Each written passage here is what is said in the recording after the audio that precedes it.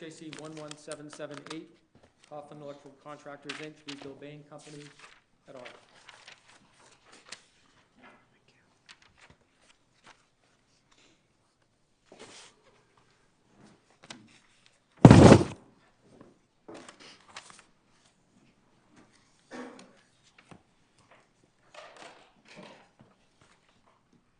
Good morning.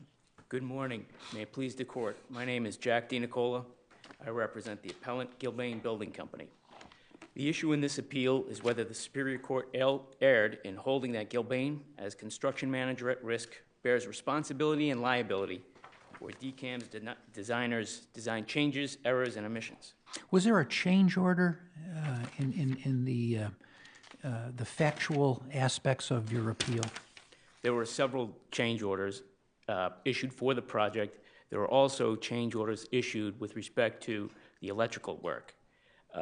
The current GMP is in excess of $244 million. So there has been multiple change orders for this project. But could you appeal DCAM denied those change orders? Well, with respect to this particular appeal, the change order request from Gilbane was denied by DCAM. Thereafter, the parties invoked the dispute resolution provisions of the contract, which included mediation. Right.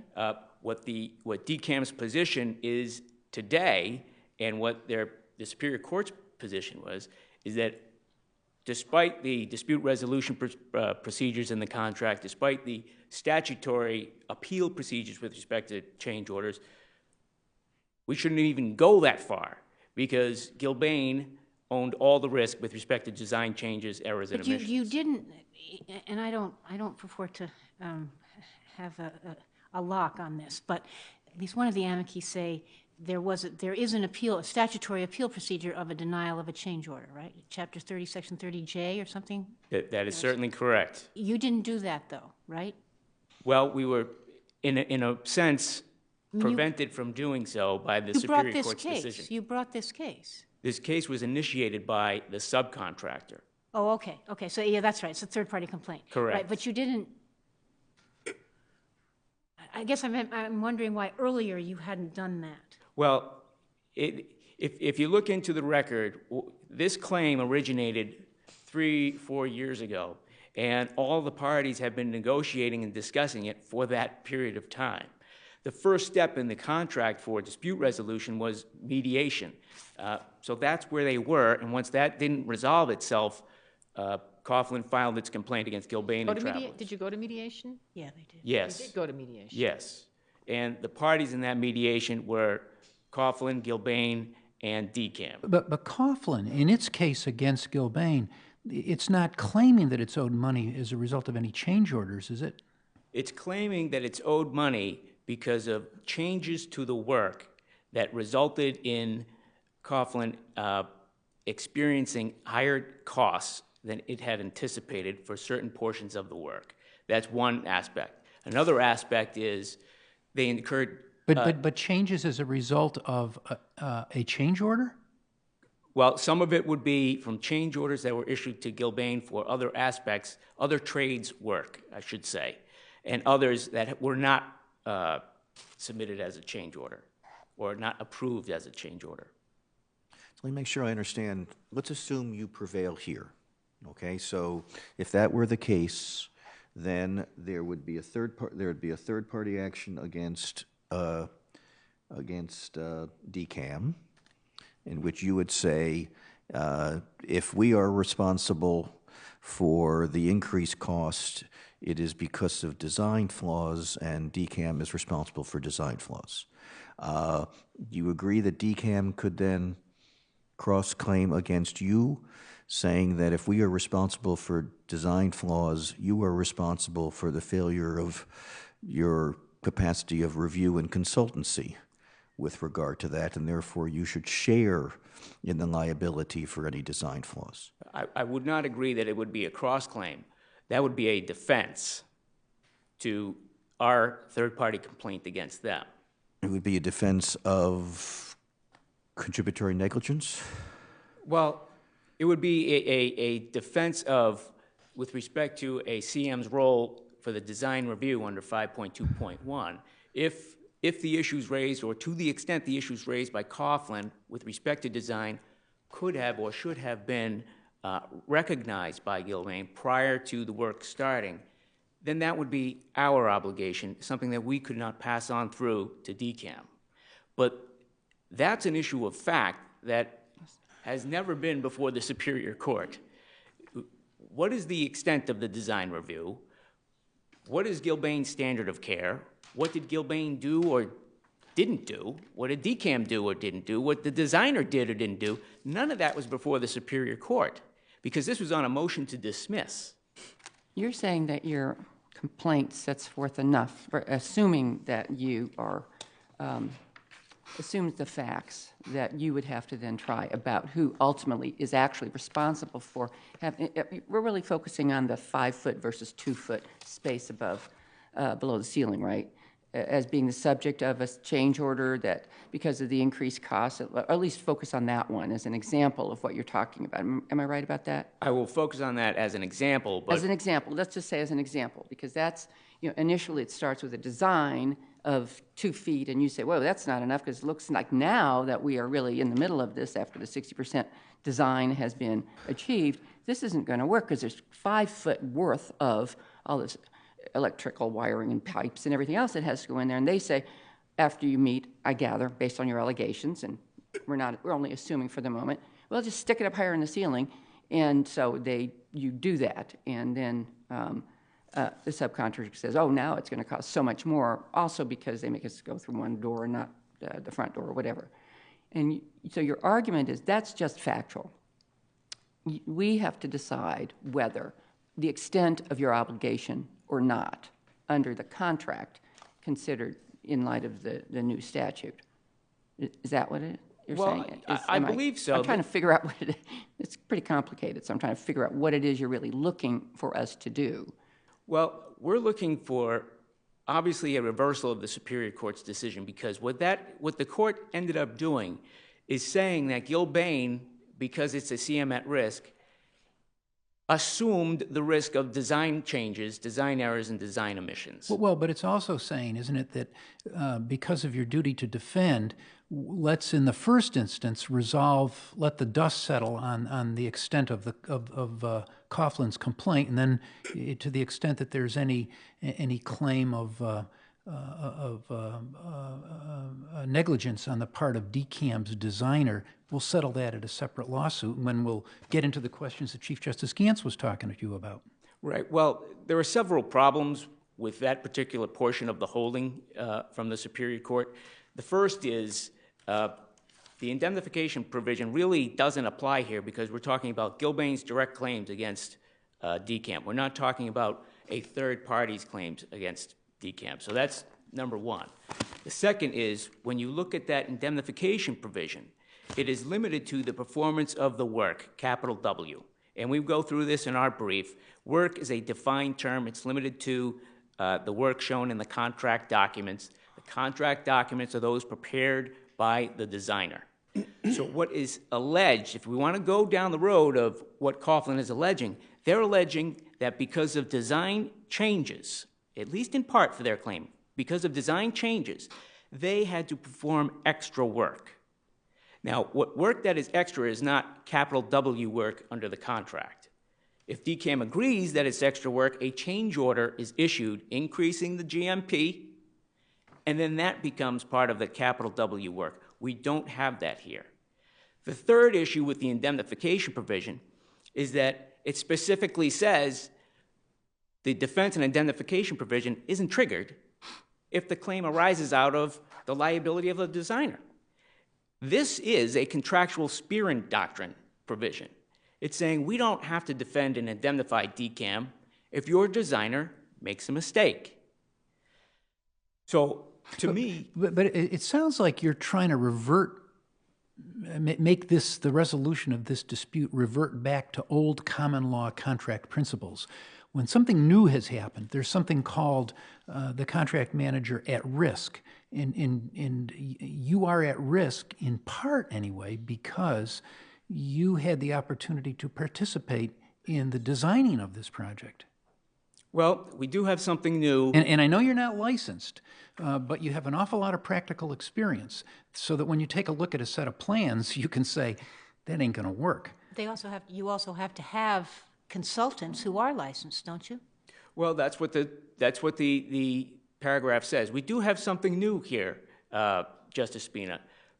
But just because it says it's at risk doesn't mean it's at all risk. And I think we have to take a look at the case law that has been developed over the last 100 years for construction contracts. And we also have to actually take a look at what that contract required Gilbane to do. When you look at the design review provision 5.2.1, it sets forth that Gilbane has to review the design, meet with the designer, and suggest value engineering, consult regarding material selection and things of that nature, all without assuming responsibility for the design. Can I ask you, you set the GMP at a time when roughly 60% of the design work is done. What happens in that period of time after 60%, after the GMP has been agreed upon, if you and the designer disagree about the work? That's an interesting question. The GMP is established when the drawings are at least 60% complete. And it's an amendment to the contract. It's called a GMP amendment. And it's signed by both DCAM and Gilbane at a certain point in time.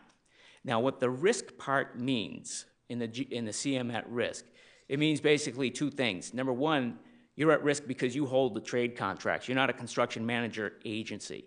And number two is, once you agree to that GMP, it's based on certain drawings and specifications. And if there are changes to those drawings and specifications, the GMP gets adjusted upward by change order. The risk within the GMP, by agreeing to a GMP before you have 100% construction documents, is that your estimate for a certain portion of the work may be incorrect.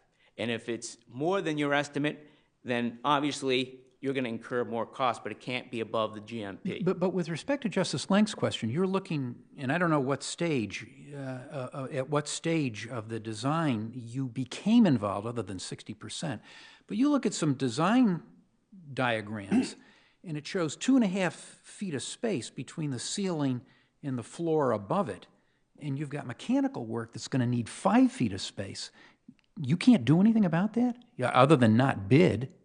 Well, that's an interesting question, and it's a question that needs to be developed through discovery. It is inappropriate to rule upon that at a motion to dismiss level. Yeah, but you don't have any input when you see diagrams that look unworkable? I'm sure they most likely had the opportunity to review that. Perhaps Gilbane went to the designer and said, I think you have a space problem here, and maybe the designer said, I really don't care what you think. This is what's going to happen. Maybe that's the fact. We don't know that at this point. Now, I'm just trying to understand this change order process in the circumstances here. Did you seek a change order after the fact, or as soon as it became apparent that there would be added costs because there was a design flaw?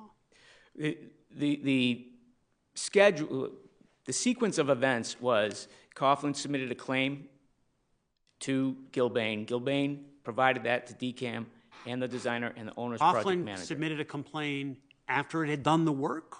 Somewhat. I believe it was after they did either all the work or a lot of the work. That is obviously an issue. So this didn't arise until after the work was done and the extra costs were incurred? Coghlin would claim otherwise, that they put Gilbane and others on notice prior.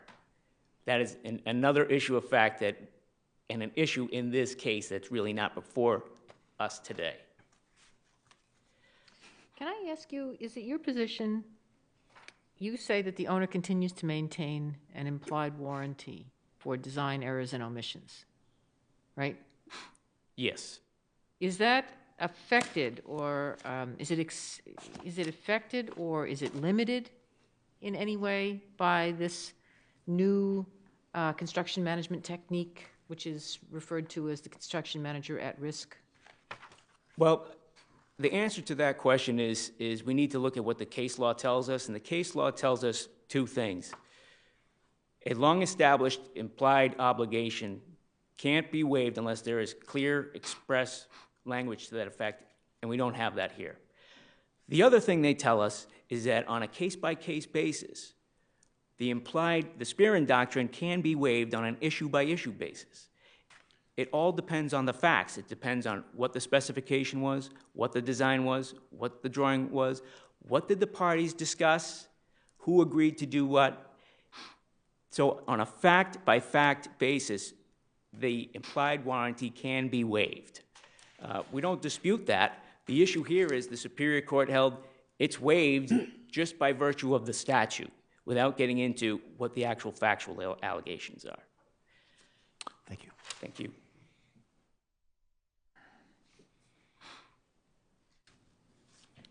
Good morning, may it please the court. My name is James Sweeney, Assistant Attorney General, representing the third-party defendant Division of Capital Asset Management, Maintenance and Management. Mr. Sweeney, I am very confused by a statement you make in your brief that essentially says, well, of course, if Coughlin's extra costs are the product of a design flaw, we, DCAM, will owe the money to Gilbane. So you concede that. If it's a design... But you say they can't sue for it. If it's a design flaw that comes out of the designer's work, right, that's correct. There is also, and I think we probably say elsewhere in the brief... What's correct?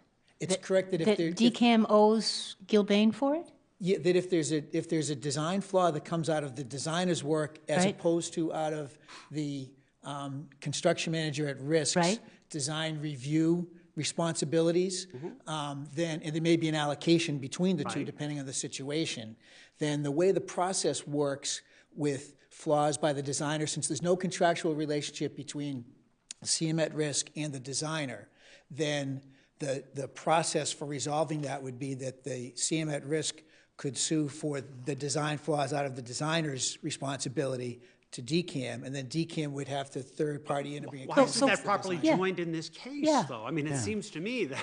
I mean, isn't that what the third-party complaint does, and then you add the designer? No, for two reasons, no. First, the complaint, the third-party complaint is very broad. It simply passes through all the claims that Coghlin brings. Coghlin alleges a real array of claims.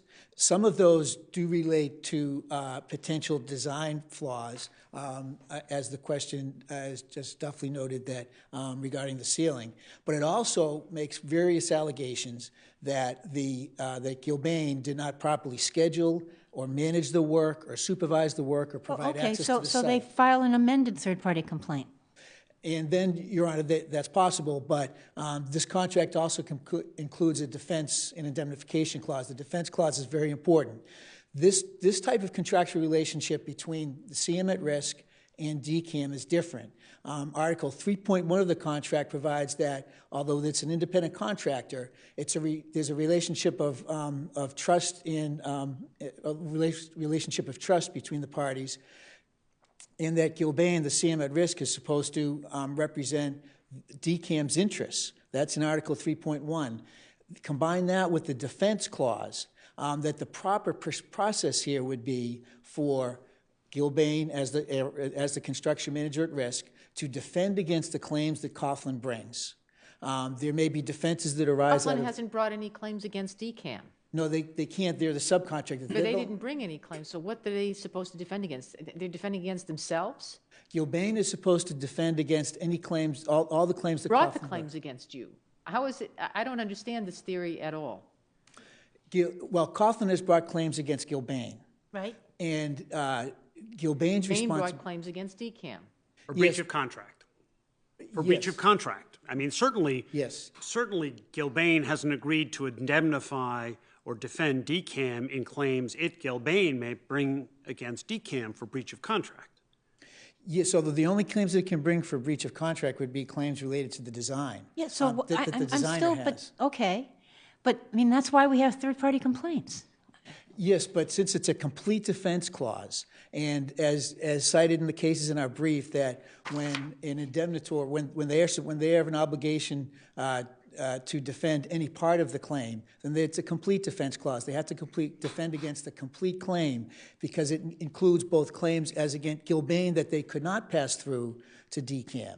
And so they must defend against all those in the first instance. And then if they have if liability is established and they believe that that liability relates to design flaws that are the responsibility of the designer, as opposed to coming out of their design review responsibilities, then they could bring a claim against DCAM. Similar to other situations where... So does that put them in a position where they're taking inconsistent positions legally? They're saying that there was no, at least in Coughlin's case against them, they're saying that no, the design work is perfectly good. And then if they lose, they bring a claim against, Gilbane brings a claim against DCAM saying it's no good.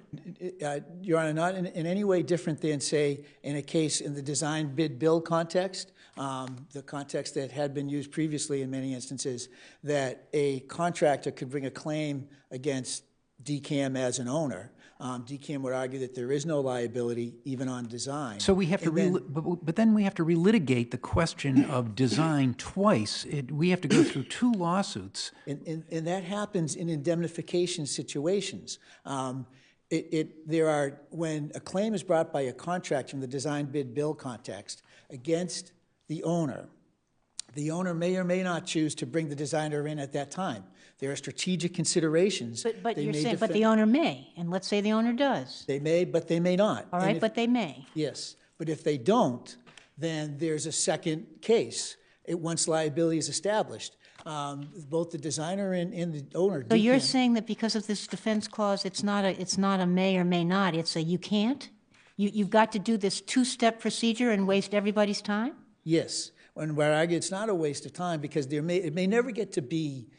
There may never get to be a second case. There can be many possibilities as to how that may resolve. There may be liability established on grounds that don't relate to a design flaw that comes out of what the designer does. And so it may never come to a second case. Did you read Judge Davis's decision as saying that? I read it as saying there is no liability here. He found no liability in this in the way that this case has been brought. There hasn't been a final determination. It'll be a factual question as to whether or not, once liability is established, that they could bring a case if they feel that if they have grounds to believe that it comes out of the designer's. Could I just ask where your statement that this is a broad indemnification clause comes from? I see it as related to resulting from emissions that don't arise from performance of the work. And you're suggesting that it's a broader context than that, that even though it doesn't specifically say that there's going to be indemnification for design errors? Well, it says that the defense clause is defend against all claims that are brought out of the work. Work is broadly defined to include all work that Gilbane, as the CM at risk, supervisors, performs, oversees. So it lives in the definition of what the work is. That's Yes. where you are drawing this broad indemnification. Yes. So you are including within the definition of the work, the capital W work, also the design errors for purposes of indemnification, even if not for purposes of ultimate liability. Is that what you're saying? Yes, in the sense that the claims that arise out of arguably design errors come out of the work that's done by the subcontractor.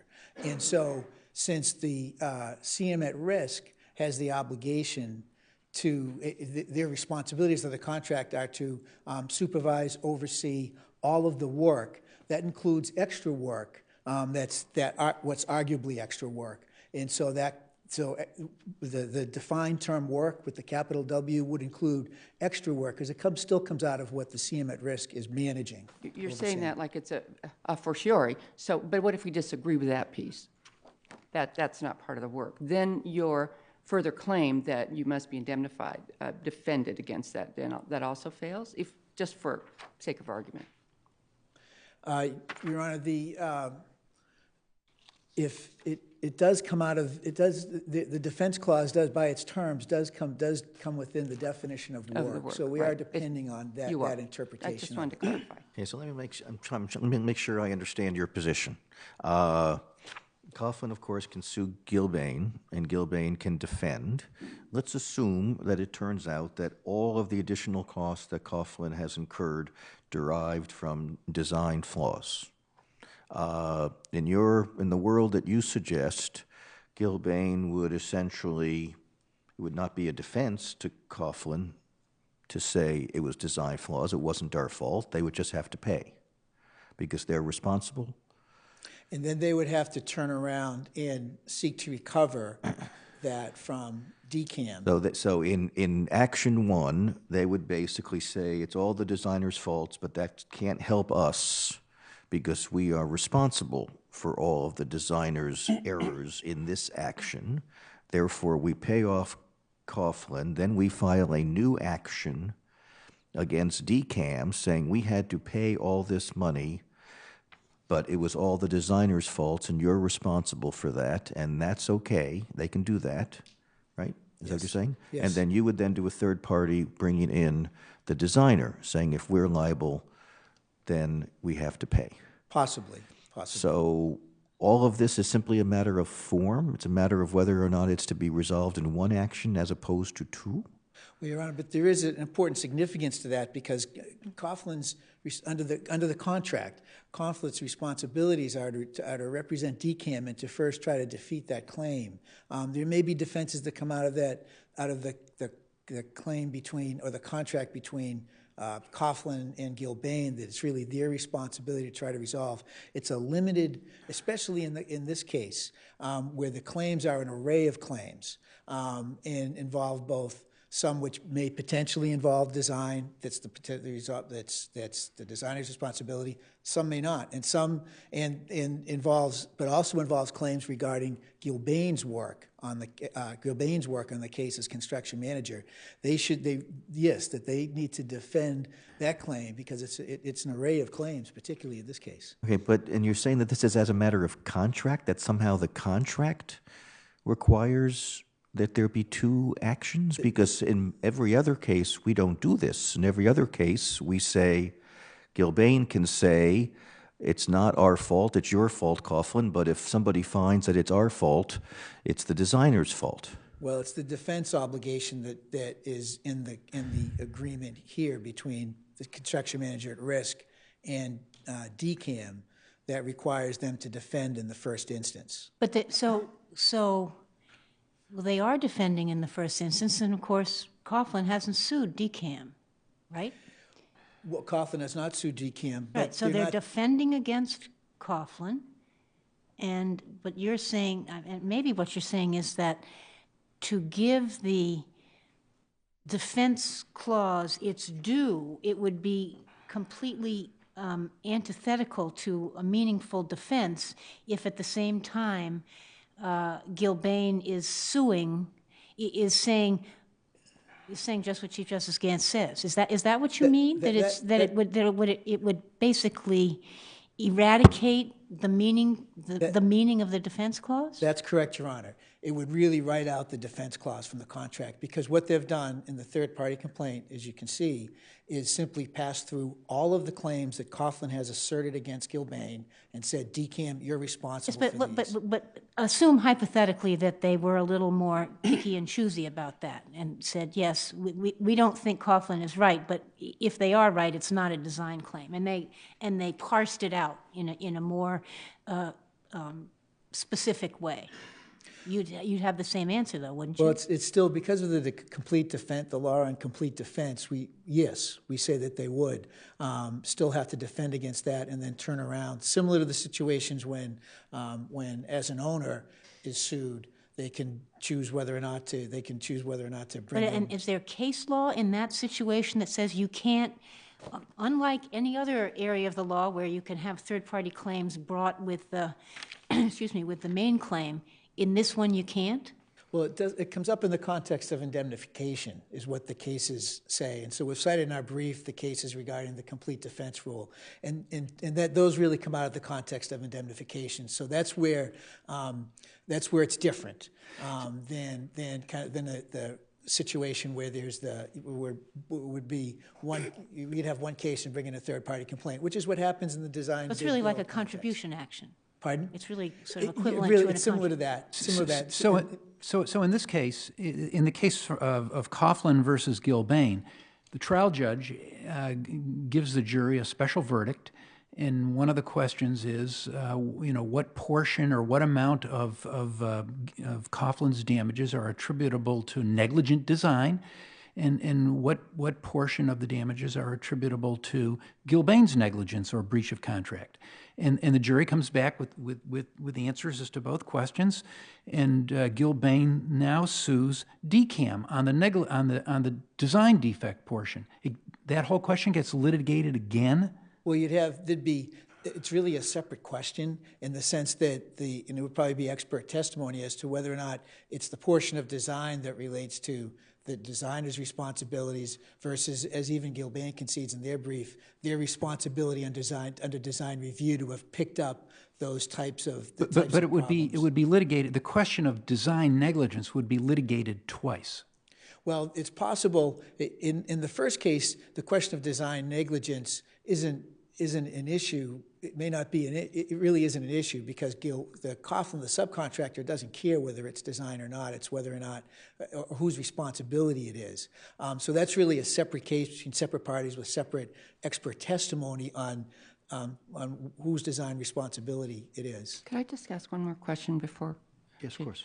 So just to go back to Spearin, and now I think you've clarified, just to be sure. So you would say that Spearin indemnification does apply if it's a design flaw.